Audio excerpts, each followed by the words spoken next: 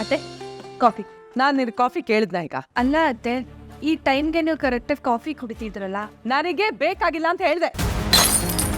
ಅದೇನಾಯ್ತು ಅಂತ ಹೀಗಾಡ್ತಾ ಇದೀಯೇ? ಬರ್ಬೇಕಾದ ಮಹಾಲಕ್ಷ್ಮಿನ ಬರ್ದೇ ಇರಂಗ್ ತಡೆದ್ಬಿಟ್ರು. ಮನೇಲಿ ಓಡಾಡ್ಕೊಂಡಿದ್ದ ಮಹಾಲಕ್ಷ್ಮಿನ ಕಳಿಸ್ಬಿಟ್ರು. ನಯಾ ಪೈಸೆ ಬೆಲೆ ಇಲ್ದಿರೋ ಇವ್ರು ಮಾತ್ರ ನಮ್ಮ ಮನೇಲಿ ಓಡಾಡ್ಕೊಂಡಿದ್ದಾರೆ.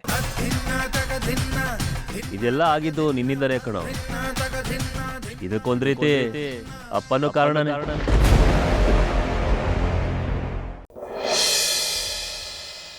ಇವನಿಗೆ ಕೆಲಸ ಇಲ್ಲದೆ ಇದ್ದಾಗ ನೀನ್ ಅವ್ನಿಗೆ ಕಾರ್ ಕೊಡ್ಸಿದ್ದೆ. ಮನೆ ಮೇಲೆ ಬಿದ್ದಿದೆ ಕಣ್ಣು, ಹುಷಾರು.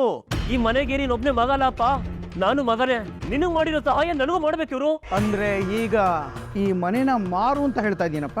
ರೋಹಿಣಿನ ಕೇಳ್ದೆ ನಿಮ್ಮ ಅಪ್ಪನ ಹತ್ರ ದುಡ್ಡು ಕೊಡ್ಸು ಅಂತ.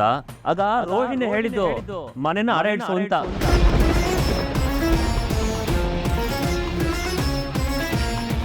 ಹಾಯ್ ರೋಹಿಣಿ. ನೀನ್ ಏನ್ ಹೇಳಿದ್ರು ನಾವ್ ದುಡ್ಡು ಕೊಡಲ್ಲ. ಅದೇನ್ ಮಾಡ್ಕೋತೀಯ ಮಾಡ್ಕೋ ಹೋಗು. ನಿಮ್ಮ ಅತ್ತೆ ಮಾವ ಗಂಡ ಎಲ್ಲರ ಹತ್ರ ಹೋಗ್ತೀನಿ. ನಿಮ್ಮ ರೋಹಿಣಿ ನಮ್ ಕಲ್ಯಾಣ ಸತ್ಯನ ಎಲ್ಲರ ಹತ್ರ ಹೇಳ್ಬಿಡ್ತೀನಿ.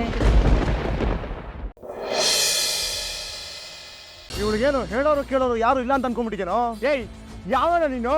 ನಾನು ಅವಳ ಅಣ್ಣ ಕಣೋ. ನನ್ನ ಮನೆ ಮಗು ಮೇಲೆ ಕೈ ಇಟ್ಬಿಟ್ಟಲ್ಲ ನೀನು.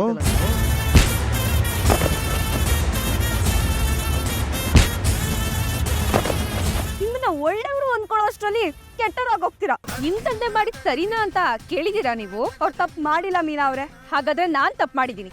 ನಿಮ್ ಚೈನ್ ಕದಿದೀನಿ ಅಲ್ವಾ?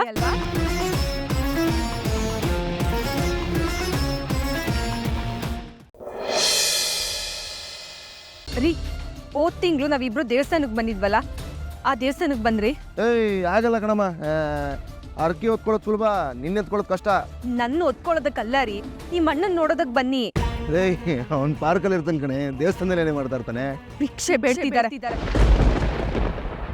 ಬಂದ್ ನೋಡ್ರಿ. ಏ, ನಿನ್ ಮಾತು ಕೇಳಿದ ನಿಜಲು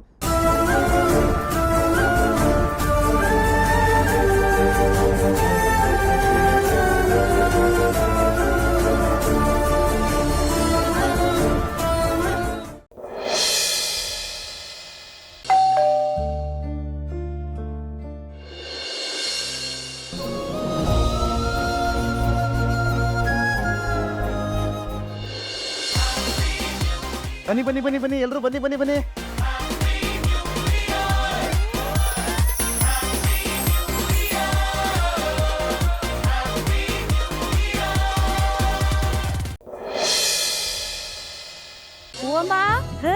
ಓಮ್ಮ, ಯಾರಮ್ಮ? ನೀನೇ ಬಾ ಓಮ್ಮ. ಹೂ ಕೇಳಿದೆ ಕೊಡು. ತಗೋ. ನನಗಿಷ್ಟೆಲ್ಲ ಬೇಡಮ್ಮ, 2 ಮೊಳ ಬೇಕು. 2 ಮೊಳ ಕೊಡಿ. ಈ ಹೂವಿನ ಅಂಗಡಿನ ನಾನು ಹೇಗಾದ್ರೂ ಮಾಡಿ ಹೊರಗಾಕ್ಬೇಕಲ್ಲ.